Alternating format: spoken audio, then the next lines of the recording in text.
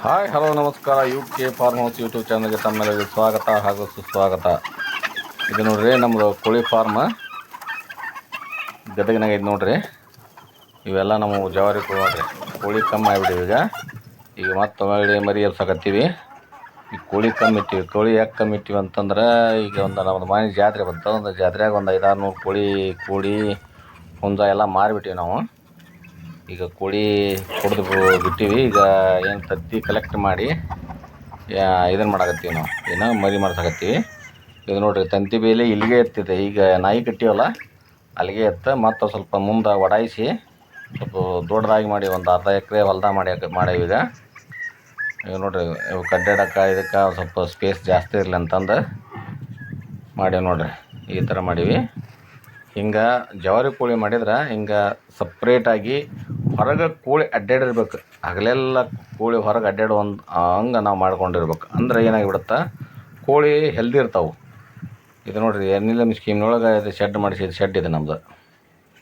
ಇಲ್ಲೈತಲ್ಲ ಇದು ನೋಡಿರಿ 110x25 ಐತಿ. ಇದು ಆ ಕಡೆ ಹತ್ತಿರದ ಈಗ ಇದಕ್ಕೆ ಹಾಳೆ ಕಾಣುತ್ತಲ್ಲ, ಬ್ಲೂ ಹಾಳೆ, ಅದು ಕಟ್ಟಿಗೆ ಮಾಡ್ಕೊಂಡೀವಿ. ಇತ್ತಾಗೆಲ್ಲ ಕುರಿಗೆ ಇನ್ನೂ ಕುರಿ ತಂದಿಲ್ಲ ನಾವು. ಕುರಿ ತಂದಿದ್ರೆ ನಾವು ಅಪ್ಡೇಟ್ ಮಾಡ್ತಿರ್ತೀನಿ. ನೋಡಿರಿ ಇಷ್ಟು ಸ್ಪೇಸ್ ಆ ಶೆಡ್ಗೆ ಹಚ್ಚಿ ಎಲ್ಲ ಕೋಳಿ ಅಡ್ಡಾಡುವಂಗೆ ಮಾಡಿಬಿಟ್ಟಿವಿ ನಾವು. ನೋಡಿರಿ ಇಲ್ಲೇ ಎಲ್ಲ ಓಡಾಡ್ತಾವೆ. ಬೆಳಿಗ್ಗೆನೇ ಮಾಡೀನಿ.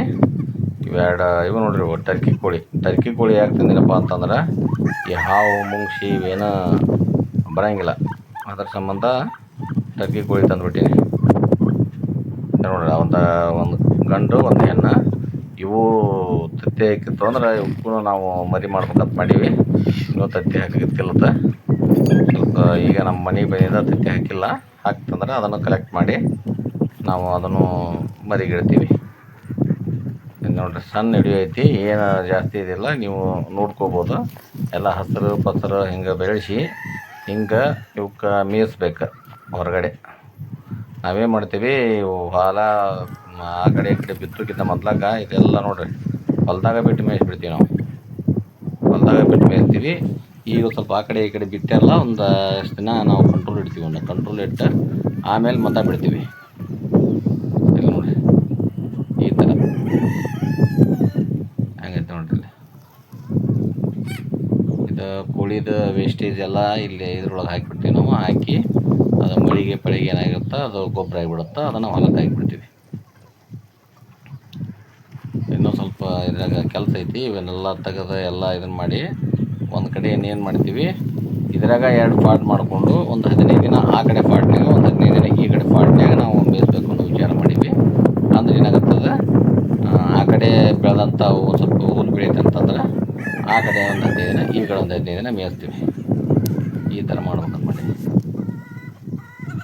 ಓಡಾಡ್ತಾವೆ. ಜಗ್ ಸ್ಪೇಸ್ ಆಗೈತಿ ಇವಕ್ಕೆ. ನಾವು ಆರಾಮ ಒಂದು 1000 ಕೋಳಿನ ಇಲ್ಲಿ ಮೇಂಟೈನ್ ಮಾಡ್ಬೋದು. ಇಷ್ಟ ಜಾಗದೊಳಗೆ ಒಂದು 1000 ಕೋಳಿ ಇಡ್ಬೋದು ನಾವು. ಹೆಂಗೈತೆ ನೋಡ್ರಿ. ನೋಡ್ರಿ ಇದು ಕೋಳಿ ವೇಸ್ಟೇಜ್ಗೆಲ್ಲ ಈ ಥರ ಡೋಣಿ ಮಾಡ್ಕೊಂತೀವಿ. ಇದ್ರೊಳಗೆ ಹಾಕಿಬಿಡ್ತೀವಿ. ಇವೆಲ್ಲ ಗೊಬ್ಬರ ಆಯ್ತಂದ್ರೆ ಹೊಲಕ್ಕೆ ಹಾಕಿಬಿಡ್ತೀವಿ ನಾವು. ಇಷ್ಟು ಸ್ಪೇಸ್ ಐತೆ ನೋಡ್ರಿ. ಇದು ಇಷ್ಟು ಹೇಳಿ ನಮ್ಮ ವಿಡಿಯೋ ಮುಗಿಸ್ತೀನಿ. ಎಲ್ಲರಿಗೂ ಜೈ ಹಿಂದ್, ಜೈ ಕರ್ನಾಟಕ. ನಮ್ಮ ವಿಡಿಯೋನ ಶೇರ್, ಲೈಕ್, ಸಬ್ಸ್ಕ್ರೈಬ್ ಮಾಡಿ. Thank you.